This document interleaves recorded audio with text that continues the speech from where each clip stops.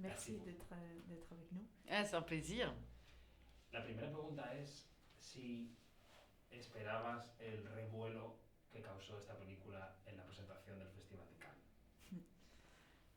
Est-ce que tu attendais la révolte que le film Benedetta a eu à Cannes quand elle a eu lieu là? Mais moi, j'ai pas vu tellement la révolte. Hein.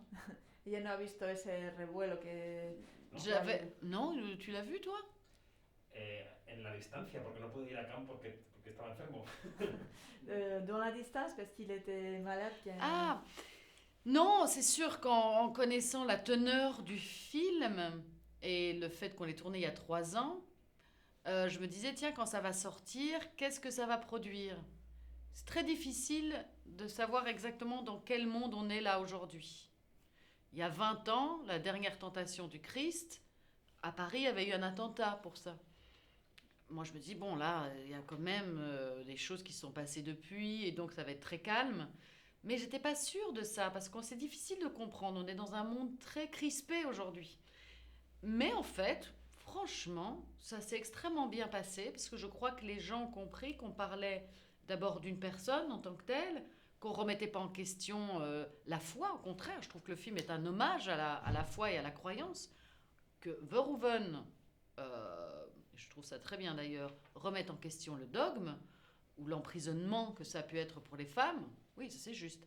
Et qu'il utilise des images de cinéma particulières où il mélange des choses sacrées et sexuelles en même temps, c'est normal que ça puisse ne pas plaire à tout le monde. Mais j'ai trouvé que c'était pas si scandaleux que ça.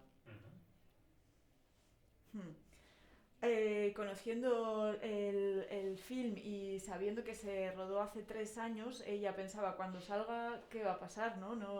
En el mundo en el que estamos, que es muy cambiante y está muy crispados. Hace 20 años de la tentación de Cristo, sí, la última tentación de Cristo, que hubo un atentado en París, ¿no? Es muy difícil pensar en qué va a pasar cuando tenemos un mundo tan crispado.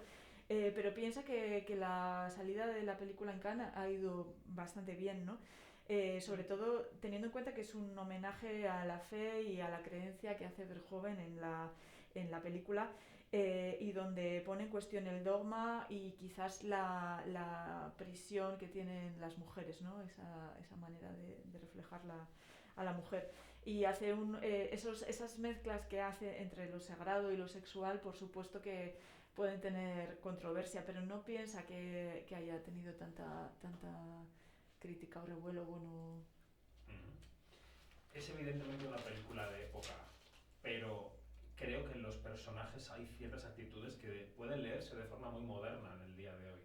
¿Qué le pidió Paul Verhoeven, el director? ¿Le pidió que fuera una interpretación netamente de época o se entrecruzaban algunos detalles de modernidad en la interpretación que le pidió o que usted le propuso, que puede ser también, ¿no? C'est un film d'époque, mais c'est aussi un personnage moderne d'une façon ou autre. Est-ce que Verhoeven vous a demandé de faire un personnage plutôt de travailler un personnage d'époque, ou il a cherché aussi la modernité, ou peut-être vous avez proposé aussi ça à Verhoeven? Oui, Verhoeven, il demande peu de choses. Hein. Quand je lui ai demandé pour la préparation, il m'a répondu « You know what you must do ». Mais j'avais quelques indices. À partir du moment où physiquement, il choisit de garder des cheveux comme ça, qui ne sont pas tellement des cheveux de l'époque, hein, on est d'accord. Que même il me choisit moi, c'est-à-dire j'ai un corps plutôt robuste, on va dire, pas souffreteux. Donc peut-être un corps un peu moderne par rapport à ça. Donc ça me donnait une orientation. Le scénario aussi. Et donc évidemment, on l'a tiré vers quelque chose de moderne. Moi, m'informer sur l'époque et tout ça, c'était évidemment passionnant et riche parce que c'est des histoires denses et géniales, quoi. Cette époque-là, les mystiques, qu'est-ce que ça représente. Mais dans l'interprétation corporelle, c'était beaucoup plus... Il y avait évidemment une recherche de modernité. Oui. Même, ça passe par le texte. Hein. En français, il y a parfois un vocabulaire qui est un vocabulaire d'argot presque d'aujourd'hui par moment. C'est une langue très, très spéciale. Ça passait par la langue aussi. Verhoeven realmente pide poco en el rodaje, ¿no? Él le dijo "You know what you must do", que ya sabes lo que tienes que hacer. Y bueno, en un momento dado también físicamente pues le pidió que no se cambiara el pelo, ¿no? Que quizás no coincide mucho con la época, ¿no? Que tenga el pelo rubio. Y también el hecho de que le elija a ella, que tiene un cuerpo más bien robusto, que quizás no iba tan en relación con la época. Y eso ya se ve que es como una orientación más hacia lo moderno, también que quiere enfocar, también que se veía también en el guión, ¿no? Respecto a la documentación, ella también, el hecho de informarse sobre la época, sobre el tratamiento de lo místico, pues también ha sido genial, ¿no? Eso lo ha hecho, pero en cuanto a la interpretación sí que había tintes de modernidad. Incluso esto pasa por el lenguaje, ¿no? Por el texto, porque hay palabras en francés que casi llegan al argot que se utiliza hoy en día, ¿no? Y eso pues está como en contraposición. Et en revanche, l'histoire, je dirais qu'à 90-95%, elle est tirée du livre, qui est donc une histoire vraie. Donc là, pour le coup, il est resté très fidèle. J'étais assez étonnée, parce que j'ai lu le livre après le scénario, à quel point c'était cette histoire-là qui était racontée, quoi. Y por el contrario, casi un 90-95% de la historia se basa en el libro, ¿no? De Jane Brown, y que ella ha leído después de haber leído el guión, ¿no? Y por lo tanto es bastante fiel. A mí me genera mucha curiosidad siempre cómo es la relación entre los directores y los actores en el set. Sabe que hay directores, como usted decía antes, que dejan hacer a los actores, les dicen "you know what you must do", y otros que ensayan mucho, que van dando notas a los actores durante las tomas. ¿Qué clase de director es Paul Verhoeven? ¿Cómo se comportaba en el set? ¿Y qué clase de directores le gustan a usted o a ti? Il veut savoir sur la relation entre les directeurs et les acteurs, parce qu'il y a des directeurs qui laissent faire, comme vous avez dit, you know what you must do. Et il y a d'autres qui apportent des notes constantes sur les choses qu'on doit faire. Comment il était dans le shooting, la mise en scène, et quels sont les directeurs que vous aimez les plus? Quels sont les réalisateurs que j'aime le plus? Les réalisateurs que vous aimez les plus. Quel genre? Quel genre de réalisateurs? Ceux comme Paul Verhoeven, c'est-à-dire qu'elle est deux en même temps. Tout est travaillé, il y a un storyboard, il sait exactement ce qu'il veut filmer, mais en plus il peut laisser l'air rentrer. Je vais te laisser traduire ça. Exactamente como Verhoeven. Me gusta que él tiene... Todo es trabajar. Él tiene exactamente el guión o la película en su cabeza, pero a la vez permite la libertad a los actores, ¿no? de hacer. Il y a des trucs un peu spéciaux, hein, c'est-à-dire qu'on n'est pas habitué en France, on travaille beaucoup, on cherche un chemin et puis un autre, et je me souviens, quand dans le jeu, on essaie une fois comme ça, et c'est très intéressant ça. Dans Benedetta, je me souviens de Bartolomea, qui à un moment joue une scène, et puis elle la joue d'une certaine manière, et à la 5e prise, elle se met à pleurer. Et Verhoeven lui dit, bah non, t'as pas pleuré avant, tu peux pas pleurer maintenant. Ça, on n'est pas habitué à ça. C'est-à-dire que c'est un film de montage. Et il va faire toujours avec ce que tu proposes. Et tu es très très libre en fait. C'est une très grande responsabilité. Et ça, c'est assez génial aussi.